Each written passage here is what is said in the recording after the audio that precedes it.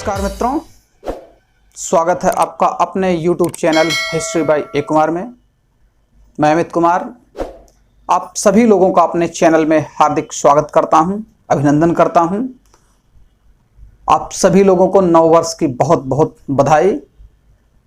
यह नव वर्ष आप लोगों के जीवन में नया उद्देश्य और नई सफलता की राह लेकर आए।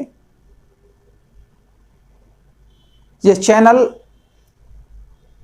UP TGT, PGT, UGC net, JRF और उत्तर प्रदेश लोक सेवा आयोग से आई हुई जो भर्ती है जीआईसी लेक्चरर हेतु इतिहास विषय का एक समग्र अध्ययन प्रस्तुत करता है, जिसमें आप सभी लोग इस चैनल को सब्सक्राइब करके, लाइक और शेयर करके इस पर अध्ययन करके अधिक से अधिक अंक अर्जित कर सकते हैं।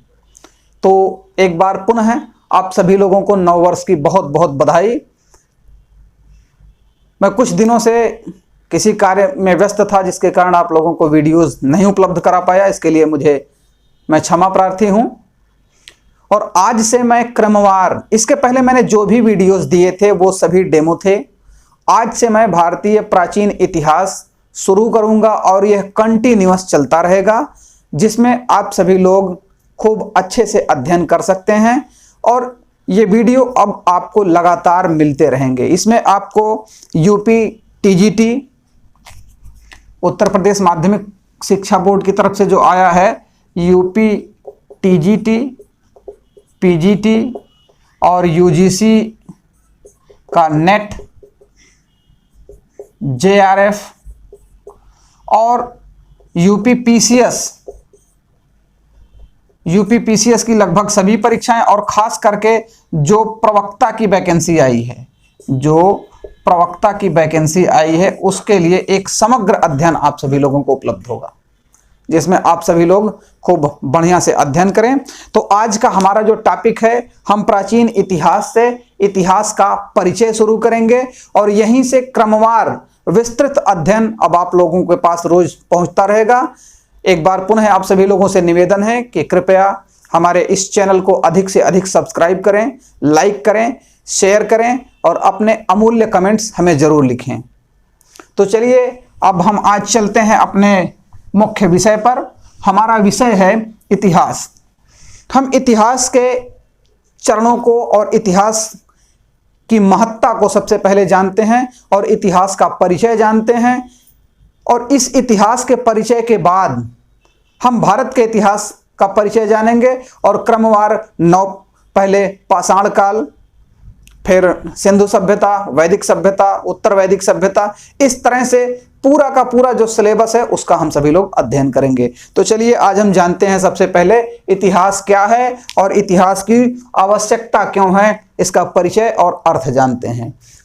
इतिहास, इसका सबसे पहले हम अर्थ जानते हैं। इतिहास का अर्थ ही होता है ऐसा ही था या ऐसा ही हुआ था। ऐसा ही था या ऐसा ही हुआ था।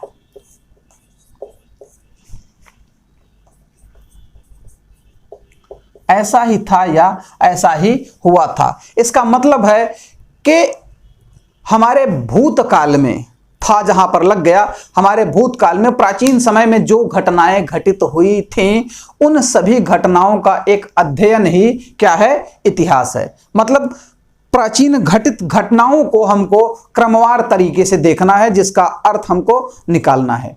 क्योंकि ये इतिहास शब्द का मूल तथ्य था कि ऐसा ही था और ऐसा ही हुआ था, लेकिन इसका जो शाब्दिक अर्थ है, यह इतिहास जो है हिस्ट्री, जो अंग्रेजी भाषा का शब्द है हिस्ट्री, जो अंग्रेजी भाषा का शब्द है, इसी का हिंदी रूपांतर है इतिहास।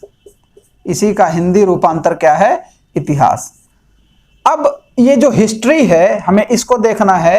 ये जो हिस्ट्री है यह यूनानी भाषा के हिस्टोरिका शब्द से लिया गया है। हिस्टोरिया, यह यूनानी भाषा के हिस्टोरिया शब्द से लिया गया है और इसका शाब्दिक अर्थ होता है खोज, क्या होता है इसका शाब्दिक अर्थ? खोज, अन्वेषण, खोज या अन्वेषण। मतलब एक किसी भी तथ्य का सूक्ष्मता से विश्लेषण करना, अन्वेषण करना, उसके विषय में एक एक तथ्य की खोज करना ही क्या कहलाता है? इतिहास कहलाता है। ठीक, बस इस तरह हम ये कह सकते हैं कि इतिहास वह अनुसंधान है, खोज का अर्थ अनुसंधान है, इतिहास वह अनुसंधान है जिसके माध्यम से हम अपने अतीत से परिचित होते हैं, जिसके माध्यम से हम क्या होते हैं? अपने अतीत मतलब प्राचीन समय से परिचित होते हैं, उसे हम जान पाते हैं। ठीक, तो ये एक तरह से हम ये कह सकते हैं कि भूतकाल में घटित घटनाओं का क्रमबद्ध विवरण ही इतिहास है। ठीक, तो आशा करता हूं आप लोगों को ये बात यहां तक समझ में आ गई होगी और आप लोग इसका स्नैपशॉट ले सकते हैं। अब ये हमने अर्थ का अध्ययन कर लिया, हमने अर्थ के विषय में थोड़ी सी बात जान ली। अब हम थोड़ा सा और आगे बढ़ते हैं और ये जानते हैं कि ये जो इतिहास है, ये सबसे पहले इसका उल्लेख कहां पर हुआ है। देखिए, इतिहास शब्द का सबसे पहले उल्लेख कहां हुआ है? अथर्ववेद में हुआ है, अथर्ववेद में हुआ है। इतिहास शब्द का सबसे पहले उल्लेख अथर्ववेद में हुआ है और यहीं पर इसे पंचम वेद भी कहा जाता है। इतिहास को क्या कहा जाता है? पंचम वेद। चार वेदों को तो आप जानते होंगे और पंचम वेद के रूप में किसको परिणत किया गया है? इतिहास को। ठीक, तो हमने अर्थ के बारे में थोड़ा सा जान लिया। अब इसके बाद हम इसकी परिभाषा के बारे में जानते हैं। देखिए, तमाम विद्वानों ने अलग अलग अपनी परिभाषाएं दी हैं और उस परिभाषा के क्रम में सबके मंतव्य में जो भी आया, सभी लोगों ने अपनी परिभाषा देने का प्रयास किया है। लेकिन इसमें जो सर्वोत्तम परिभाषा है, वो परिभाषा दिया है E.H. कार ने। E.H. कार की एक परिभाषा है जिसमें इन्होंने कहा है कि इतिहास जो है अतीत एवं वर्तमान के बीच का अनवरत संवाद है। इतिहास अतीत एवं वर्तमान के बीच का अनवरत संवाद है।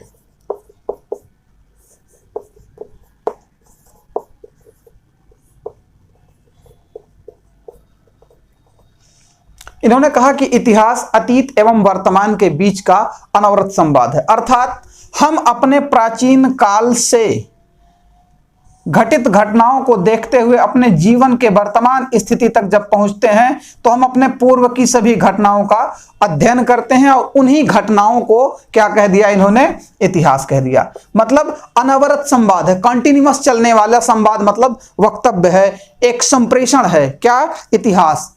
ठीक, तो हम ये E.H. कार महोदय की परिभाषा थी। और दूसरी परिभाषा है जो अच्छी परिभाषा मानी जाती है, वो ब्यूरी महोदय की है। वो किसकी है? ब्यूरी महोदय की है। ये ब्यूरी महोदय की परिभाषा जो है उसके बारे में हम थोड़ा सा अध्ययन करते हैं। ब्यूरी महोदय ने कहा कि इतिहास विज्ञान है, इतिहास विज्ञान है, ना कम ना ज्यादा। अर्थात इतिहास जो है इसकी पद्धति क्या है? वैज्ञानिक पद्धति है। क्योंकि हम इतिहास में काल निर्धारण करते हैं, जीवाश्मों का अध्ययन हमको उसमें से पता लगता है।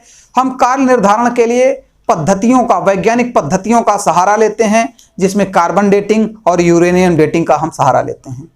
तो कार्बन डेटिंग की व्यवस्था से हम समय का अध्ययन करते हैं कि कौन सी वस्तु कितनी पुरानी है, और फिर यूरेनियम डेटिंग आती है। उस यूरेनियम डेटिंग के माध्यम से हमें यह जानकारी मिलती है कि हम लोग किस तरह का अध्ययन कर पा रहे हैं। तो कहने का मतलब यह है कि इतिहास की जो पद्धति है वह क्या है? वैज्ञानिक पद्धति है।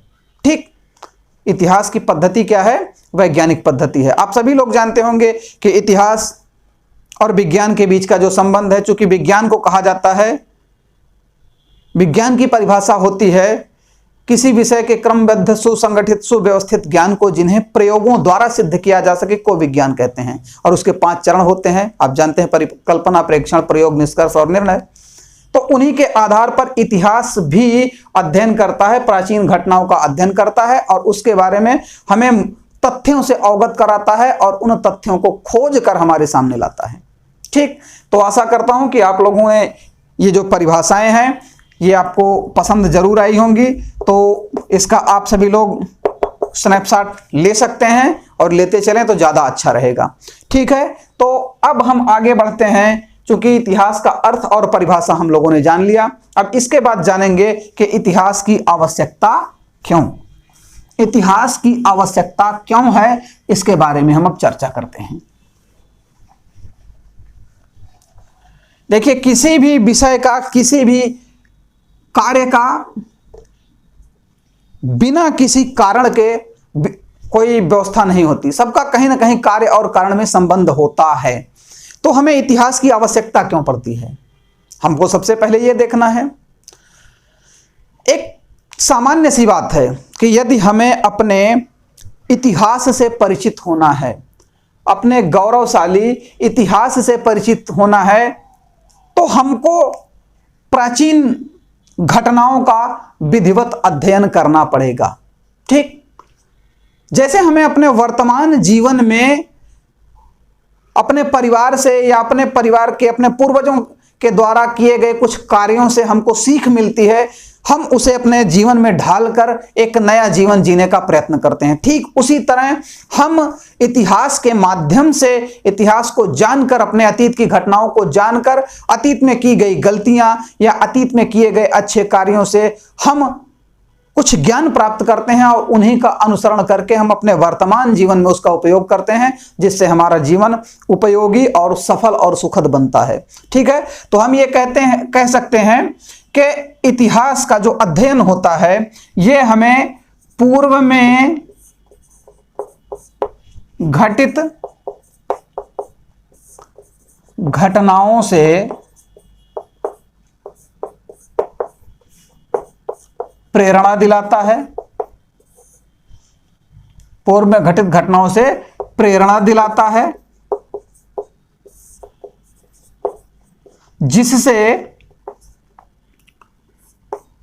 जिससे हम वर्तमान में गलती ना करें।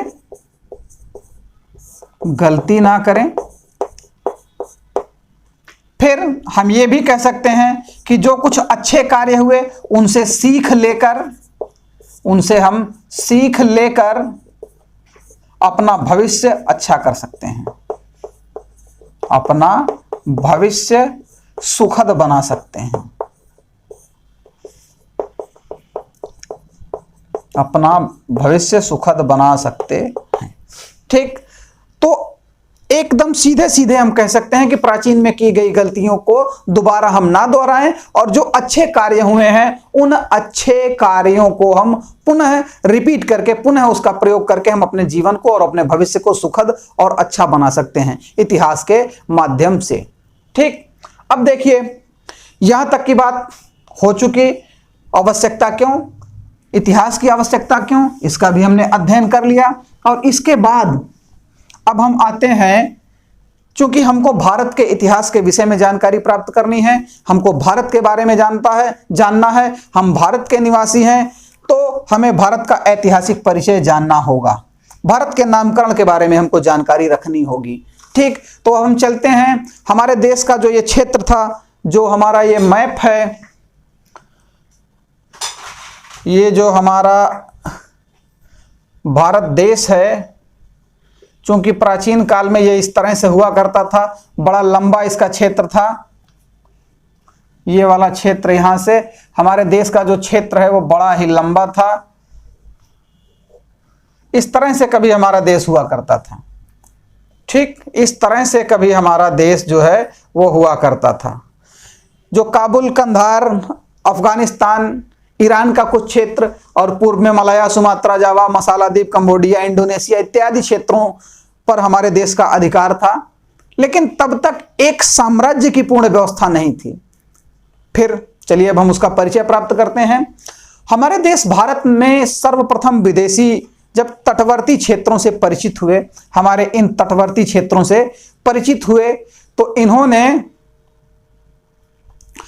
इन्होंने क्या किया, हमारे देश का जो नामकरण किया। चूंकि ये व्यापारी जो है ये सिंधु नदी के इस तट पर यहां अपने कार्यों से आए, और ये जो सिंधु नदी का अपवाह क्षेत्र था और ये समुद्री तट था, तो इसी सिंधु नदी के अपवाह क्षेत्र से ये लोग मिले, जानकारी की। जब इस नदी का नाम इन्हें प्राप्त हुआ सिंधु नदी, तो इन्होंने सर्वप्रथम विदेशियों ने हमारे देश का जो परिचय किया, सिंधु नदी का क्षेत्र होने के नाते इसका नाम क्या कर दिया, इंडस कर दिया। क्या कर दिया, इंडस के नाम से हमारे देश का परिचय कर दिया। इसके बाद हमारे देश के नामकरण के कई सिद्धांत आते हैं। अब इन सिद्धांतों के बारे में थोड़ा सा हम देखते हैं। भारत में जो सबसे प्राचीन ग्रंथ है, भारत ही नहीं वरन पूरी दुनिया का सबसे प्राचीनतम जो ग्रंथ माना जाता है, उसका नाम है ऋग्वेद। ठीक, उसका क्या नाम है, ऋग्वेद। इस ऋग्वेद के अनुसार, ऋग्वेद में एक प्रकरण आता है दशराज्य समर, 10 राजाओं का युद्ध, जिसमें भरत एक कबीला होता है जिसका नेता सुदास या दिवोदास भी जिसे कहा जाता है, वो सबसे पहले आर्यों का एक बड़ा सम्राट बना था। ठीक, तो यहां पर एक मान्यता है, ऋग्वेद में वर्णित है कि भरत नाम के एक प्राचीन राजवंश के नाम पर हमारे देश का नाम क्या पड़ा, भारतवर्ष पड़ा। प्राचीन भरत नाम के कबीले या भरत राजवंश के नाम पे हमारे देश का नाम क्या पड़ा, भारत पड़ा। ठीक, कहीं कहीं ये वर्णित मिलता है कि दुष्यंत और शकुंतला के पुत्र भरत के नाम से हमारे देश का नाम भारत पड़ा, क्योंकि एक सिद्धांत ये है। ठीक है, और भारत का अर्थ होता है भरतों का देश, मतलब भरत जन, भरत कबीले के लोगों का देश, राज्य क्षेत्र। तो एक सिद्धांत ये ऋग्वेद से हो गया। दूसरा जैन धर्म से, दूसरा किससे है, जैन धर्म से है।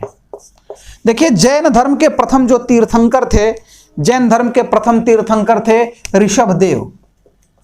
कौन थे, ऋषभदेव, जिन्हें आदिनाथ भी कहा जाता है, ऋषभदेव।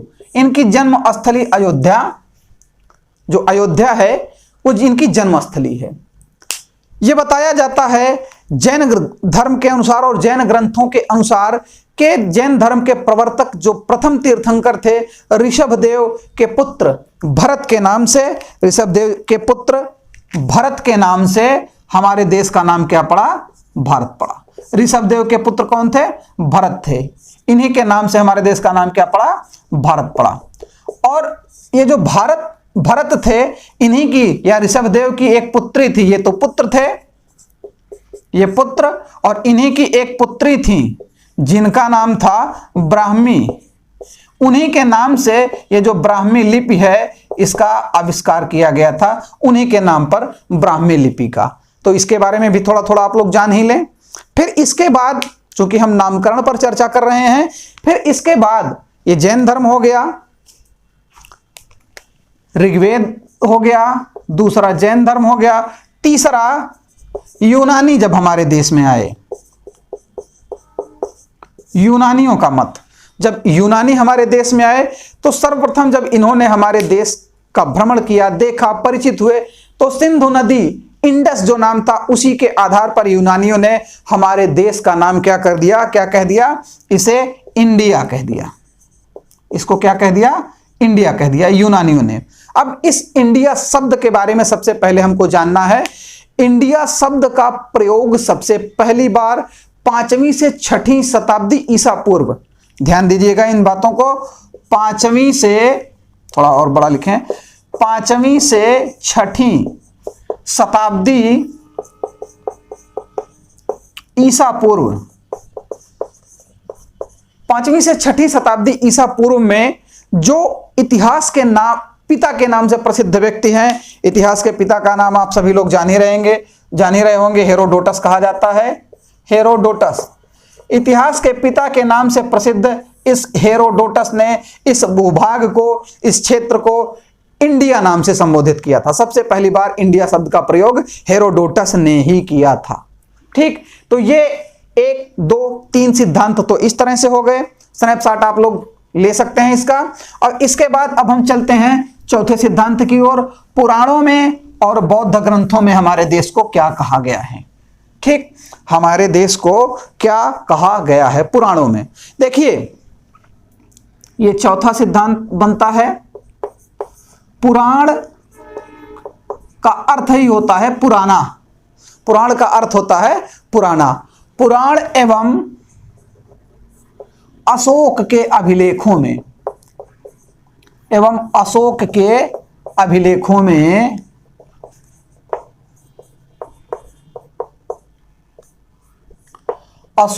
अभिलेखों में हमारे देश को जम्बू द्वीप के नाम से कहा गया है। जम्बू द्वीप, किसके नाम से?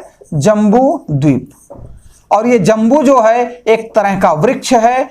इस वृक्ष की अधिकता होने के नाते इस क्षेत्र को क्या कह दिया गया? जम्बू द्वीप कह दिया गया। ठीक, पुराणों एवं अशोक के अभिलेखों में क्या कह दिया गया? इसको जम्बू द्वीप कह दिया गया। ठीक, इसके बाद जो हमारा क्षेत्र था, जब आर्यों ने हमारे क्षेत्र पर या आर्यों ने हमारे भारतीय क्षेत्र में प्रसार किया और अपना एक राज्य तंत्र स्थापित किया, पूरा क्षेत्र पर नियंत्रण किया, इसके बाद इसे कहा जाने लगा आर्यों का क्षेत्र या आर्यों का देश। आर्यों का देश क्या कहा जाने लगा इसको? आर्यों का क्षेत्र, अर्थात आर्यों का निवास होने के कारण इसको क्या कहा गया? आर्यावर्त कहा गया। आर्यों का निवास स्थान होने के कारण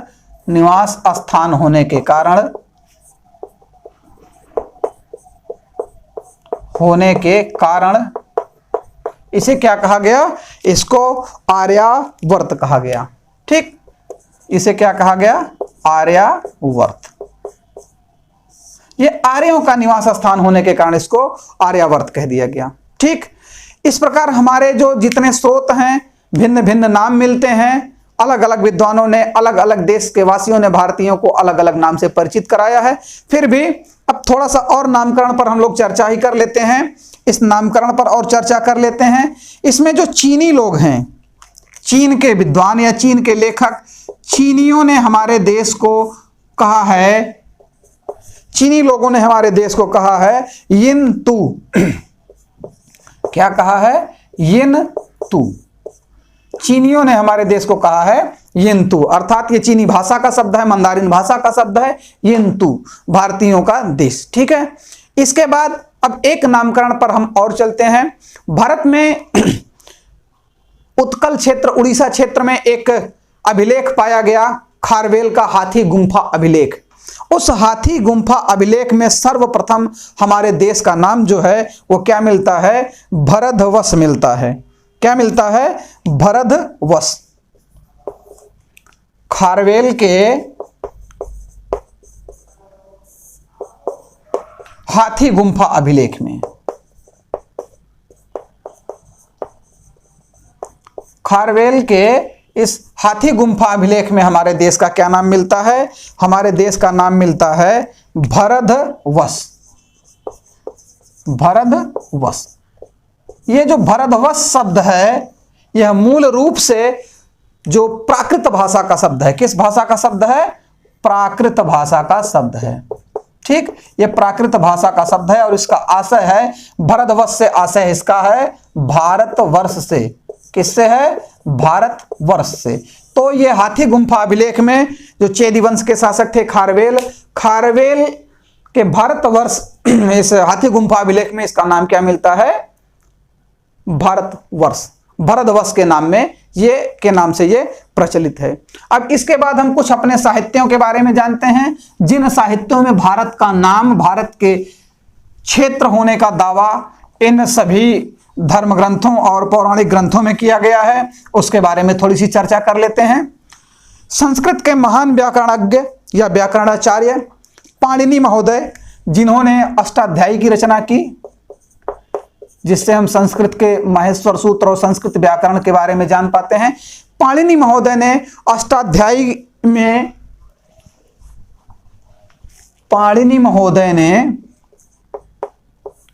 अपने ग्रंथ अष्टाध्यायी में, इस संस्कृत व्याकरण की सर्वोत्तम और प्रसिद्ध पुस्तक है अष्टाध्यायी।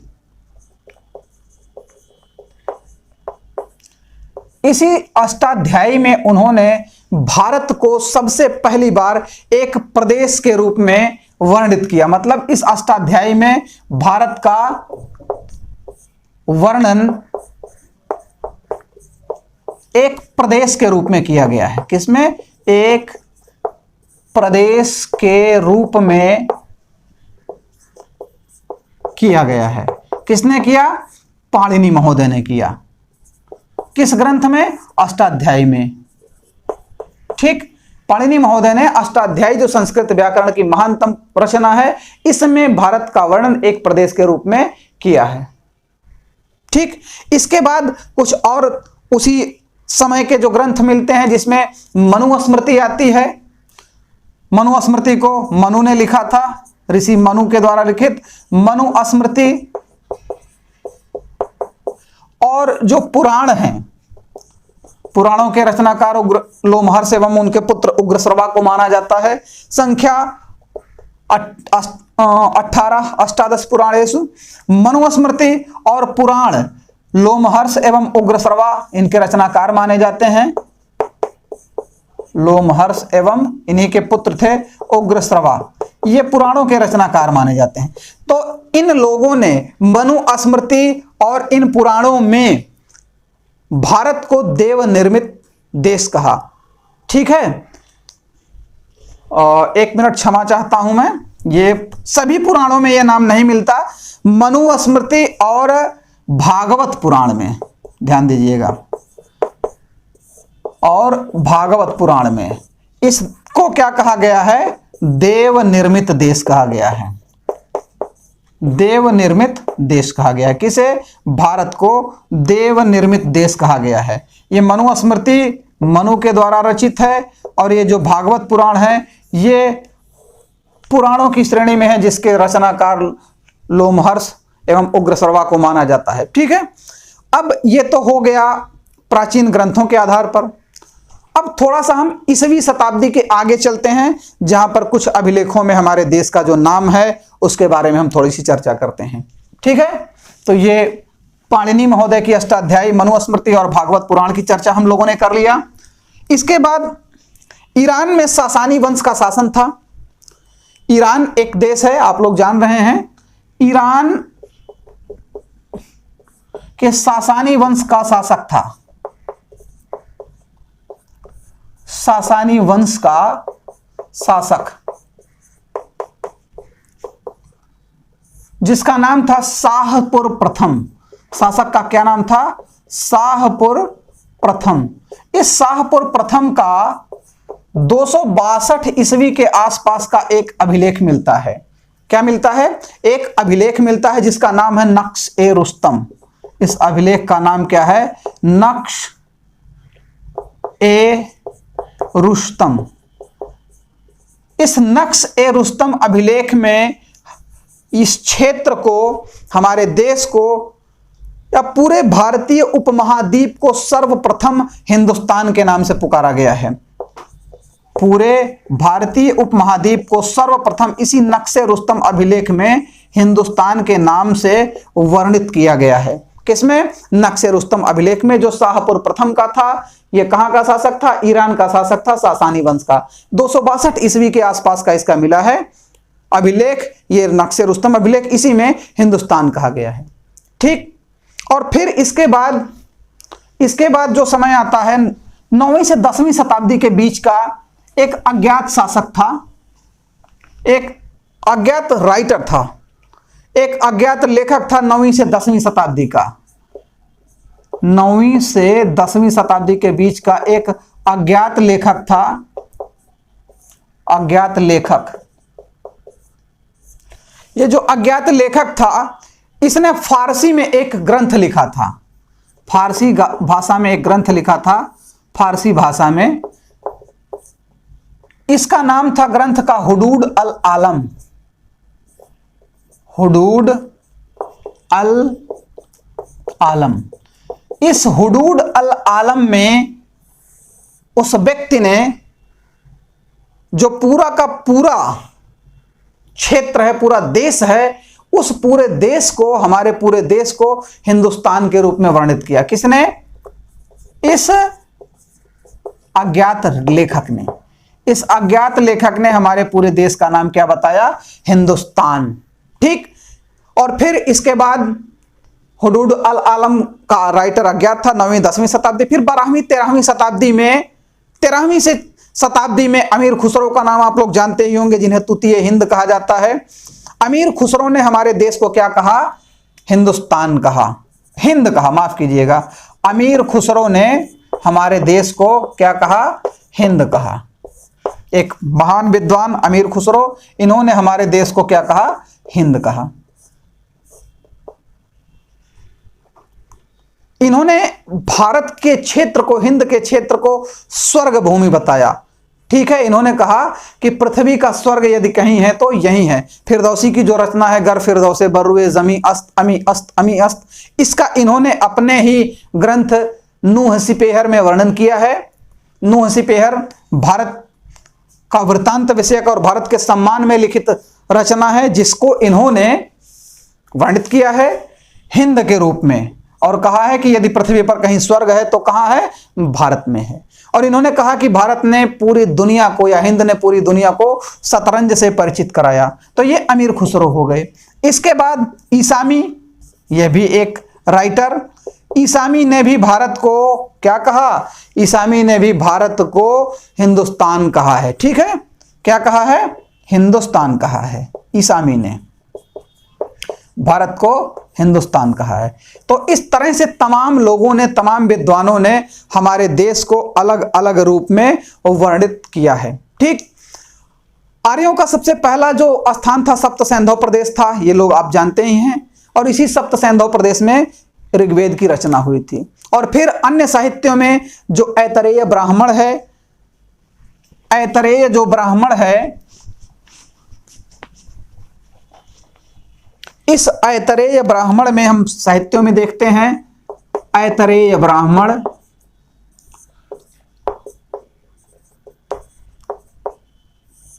इस ऐतरेय ब्राह्मण में जो है भारतीय उपमहाद्वीप को 5 भागों में बांटा गया है। कितने? 5 भागों में बांटा गया है। 5 भागों में हमारे इस भारतीय क्षेत्र को बांटा गया है, 5 भागों में। और ये क्रमशः बस एक बार हम लिखते हैं। जो उत्तर है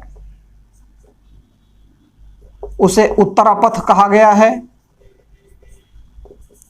दक्षिणापथ कहा गया है, उत्तरापथ, दक्षिणापथ। तीसरा जो है वो प्रातीच्य या अपरांत, प्रातीच्य या अपरांत। ठीक। प्रातीच्य या अपरांत। और इसके बाद पूर्वी भाग जो है उसको क्या कहा गया है? प्राच्य कहा गया है, प्राच्य। और ये जो 5वां भाग है उसे मध्य देश के रूप में वर्णित किया गया है। किसमें? मध्य देश के रूप में। अब थोड़ा सा हम इसके बारे में जरा से चर्चा कर लें। उत्तरापथ जो बिल्कुल उत्तर में स्थित, हमारे देश के उत्तर में, उत्तर पश्चिम में, जो काबुल कंधार वाला जो एरिया था, उत्तर पश्चिम में स्थित, उसको क्या कह दिया गया? उत्तरापथ कहा गया है। किसमें? ऐतरेय ब्राह्मण में। दक्षिणापथ नर्मदा नदी से दक्षिण का जो भाग था, जो नर्मदा नदी के दक्षिण में स्थित भूभाग है, इसी को क्या कहा गया है? दक्षिणापथ। नर्मदा नदी से दक्षिण का भाग, इसको क्या कहा गया है? दक्षिणापथ। प्रातीच्य या अपरांत से जो आशय है उसका है भारत का पश्चिमी भाग, भारत का पश्चिमी भाग। ठीक। और फिर प्राच्य का अर्थ है पूर्वी भाग, जिसमें बिहार बंगाल का क्षेत्र पूरा आता था, पूर्वी भाग। और जो मध्य देश है, इस मध्य देश में हम एक जानते हैं कि यमुना से लेकर ब्रह्मपुत्र नदी तक का फैला हुआ जो मैदानी भाग था, इसी को मध्य देश कहा जाता है। यमुना नदी से ब्रह्मपुत्र, यमुना से ब्रह्मपुत्र नदी तक का मैदानी भाग। तो इस तरह से ऐतरेय ब्राह्मण में भारत को 5 भागों में विभाजित कर दिया गया था, ठीक है। और एक बार मैंने चर्चा किया था आप लोगों को कि जो मनुस्मृति है, उस मनुस्मृति में सरस्वती और दृश्यवती नदियों के बीच का जो क्षेत्र है उसे ब्रह्मवर्त की संज्ञा दी गई है। यहां पर हम एक बार यहां नोट कर देते हैं, मनुस्मृति में सरस्वती और या दृश्यवती, सरस्वती और दृश्यवती नदियों के बीच का क्षेत्र क्या कहलाया है? ब्रह्मवर्त कहलाया है। एक चीज आप ध्यान दें कि ये जो सरस्वती और दृश्यवती नदियां हैं, ये राजस्थान में श्री गंगानगर जिले के आसपास घग्घर, जो वर्तमान में घग्घर नदी है, वही पूरा क्षेत्र है।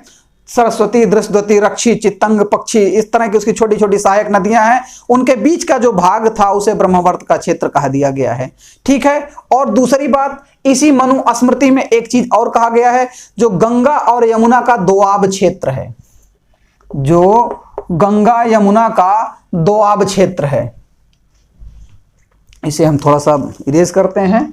जो गंगा और यमुना का दोआब क्षेत्र है उसे ब्रह्मर्षि देश कहा गया है। गंगा और यमुना का जो दोआब क्षेत्र है, इसी मनुस्मृति में कहा गया है गंगा एवं यमुना का दोआब क्षेत्र। गंगा एवं यमुना का जो दोआब क्षेत्र है उसको क्या कहा गया है? ब्रह्मर्षि देश कहा गया है,